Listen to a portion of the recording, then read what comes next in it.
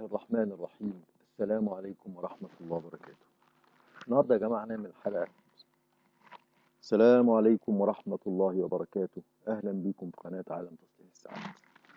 النهاردة يا جماعة هنعمل حلقة كده سريعة عن حاجة جميلة جدا في الساعة، وحاجة يعني هي أساس الساعة، اللي هو الاسكيبمنت ويل، أو اللي هو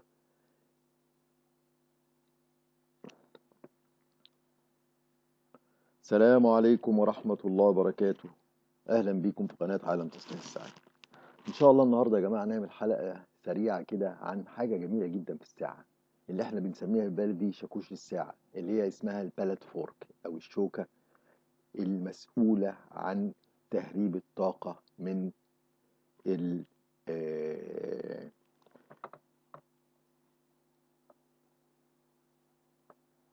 من الطاقه اللي متخزنه في الساعه، اللي طالعه من الترومبة الزمبرك،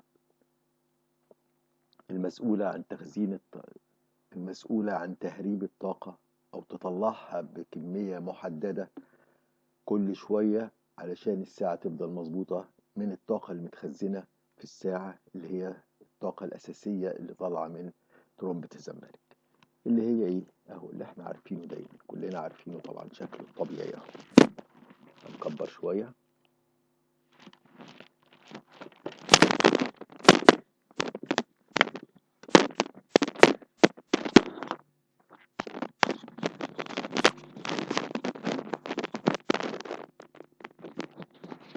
أهو اللي أنتوا شايفينها الشوكة دي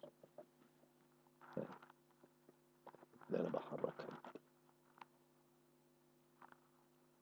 شكلها الطبيعي طبعا، وهنا في جويلز زي ما أنت شايف واضحة جدا يعني، وشكل الشوكة اللي هو شكلها الطبيعي أهو. شوفها كده لما نطلعها،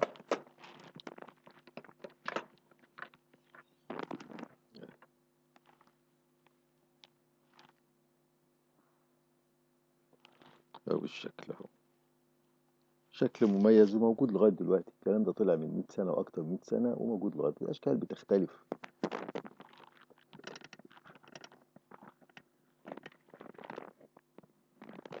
أو اللي هو الشكل ده أو الشكل ده.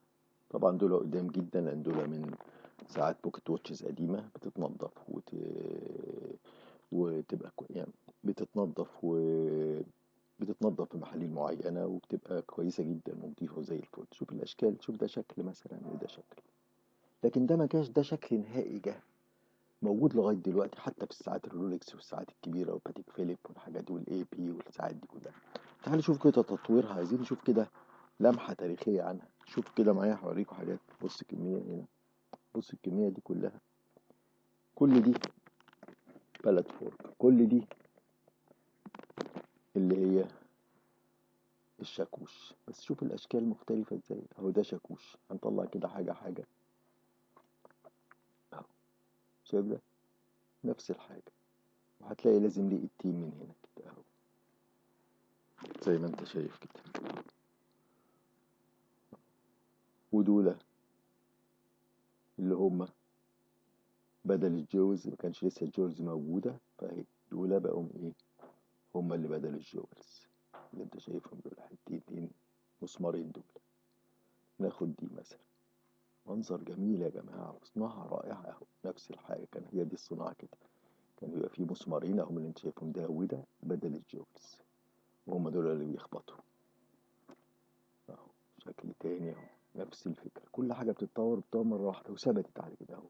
مسمارين اللي انت شايفهم اهم دول نفس. شوف اشكال يا جماعه وصناعه يا جماعه، الحاجات دي بتتعمل يدوي يدوي. عارف يعني يدوي؟ دي شوكه اسمها شوكه عرضيه اهي. بص بقى ازاي، مش زي دي بالطول كده، لا ديت شوكه عرضيه. بص اهي، ادي اللي هتلاقي هنا المسمار هنا اهو واضحين اهو. ادي مسمار وادي مسمار اهو، ادي مسمار وادي مسمار هنا، وادي الشوكه اهي منظرها اهو.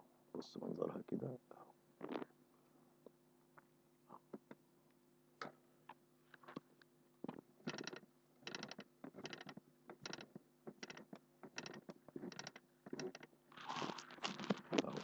ما احنا صغرنا بقى، شوف المنظر، شوكة تانية. بصوا المنظر ايه يا جماعة، بصوا المنظر والصناعة والجمال.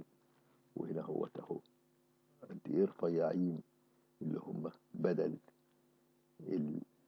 الجولز اللي موجودة في الشاكوش. بص هنا مثلا منظر، شوف تهيالك دي هي دي شبهها، بس ده شبه وده شبه تاني برضو خالص. شوف دي تصميم يدوي، يعني هو الراجل اللي عمل دي،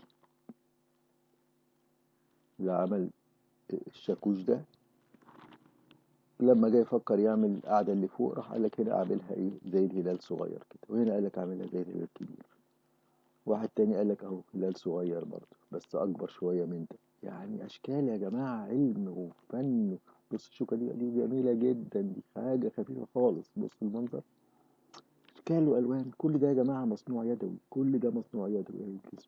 اسمها شوكة عرضية خالص، ما فيهاش حتى اي حاجة اللي انت شايفها دي، اللي هي الشاكوش العرضي. يعني حاجة جميلة جدا جدا جدا. شوف أشكال تانية بصها برضه زي اللي اتعمل، يعني حاجة. كل ده يدوي يا جماعة، كل ده يدوي اللي انت شايفه ده، كل ده يدوي. صراحة الساعات القديمة دي متعة كبيرة، متعة كبيرة، متعة كبيرة، متعة كبيرة. بص المنظر هنا عمل ايه، عمل شكل تاني خالص بقى، نفس الفكرة. هما الاتنين اهم الشوكتين دول اللي هما هنا هنا هنا هنا المسمارين دول اللي هما بدل الجويلز. وادي شكل تاني خالص، ادي شكل تالت خالص اهو، شكل عاشر. بص منظرها بقت تقول ايه، حاجة تانية، حاجة شكل تاني خالص. كل ده يا جماعة، واللي معمول هنا شوف السن ده، السن الصغير ده اهو. يعني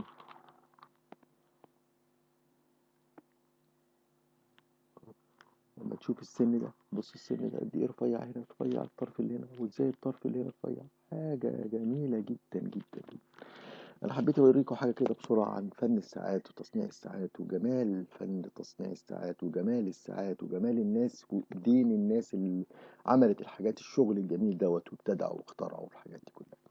تحياتي لكم جميعا يا رب، وربنا يبارك فيكم ويحفظكم. واتمنى يا رب تنشروا الفيديو وتتمتعوا بيه وتدعموا القناه بالتشكرات وبالاشتراكات الخاصه. ويا رب واتمنى ان يزيد المشتركين في القناه والقناه تنتشر. يعني انا بحاول اوريكم حاجات كتيره. ربنا يبارك فيكم ويحفظكم، والسلام عليكم ورحمه الله وبركاته.